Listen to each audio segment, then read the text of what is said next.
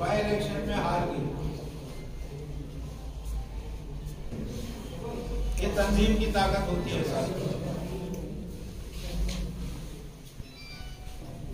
हमारे गुरदीप जी ने बताया कि ये बैठक जो है ये हमारी तंजीमी बैठक बनाई। उस तंजीम के लोगों को हमने यहाँ बुलाया, इसलिए थोड़ी पहले में आपको भी कुछ बात कहनी होगी तो आपको भी मौका दिया जाएगा कि आप भी बात कह सकें।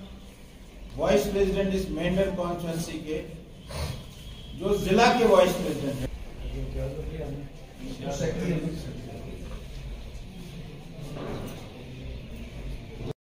देखिए वो सिंदूर ऑपरेशन भारतीय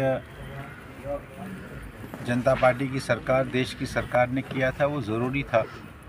मोदी जी ने शुरू में कहा कि गोली मारेंगे, गोला मारूंगे, और जिस प्रकार से उन्होंने बैसरन में, पहलगाम में लोगों की निर्मम हत्या की थी, उनका मज़हब पूछकर हत्या की थी, ये ज़रूर बनता था कि हम लोग उसका बदला लें। और हमारी सरकार ने, हमारी आर्मी ने पाकिस्तान के किसी भी आदमी को नुकसान पहुंचाए बिना जो आतंकवादी थे उन आतंकवादी ठिकानों पर हमला किया और आतंकवादियों को ढेर किया है।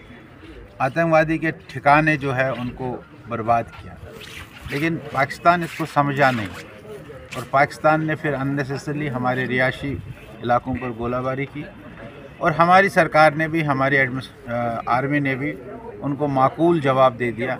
और आप सब जानते हैं कि 4 दिन के अंदर ही उनको घुटने टेकने पड़े और उनको सीज़ फायर करना पड़ा। वो सीज़ फायर हमारे देश की सरकार ने मान लिया और सीज़ फायर हो गया है। शुरुआत वो करते हैं, उन्होंने उड़ी का कांड किया, उन्होंने पुलवामा का कांड किया, शुरुआत वो करते हैं। और अब सरकार वो नहीं है पहली वाली सरकार जो तमाशा देखती रहेगी। हम उसका माकूल जवाब देते हैं। हमने कभी भी कोई शुरुआत नहीं की, शुरुआत उस देश की ओर से हो रही है और माकूल जवाब देना हमारे देश की ये ज़रूरत है, होना चाहिए, और जो दे रहे हैं हम उनका स्वागत करते हैं। तो संघर्ष समिति बनाई है उन्होंने, और संघर्ष समिति और माता वैष्णो देवी श्राइन बोर्ड के बीच का मसला है और श्राइन बोर्ड और माता वैष्णो देवी आमने सामने हैं।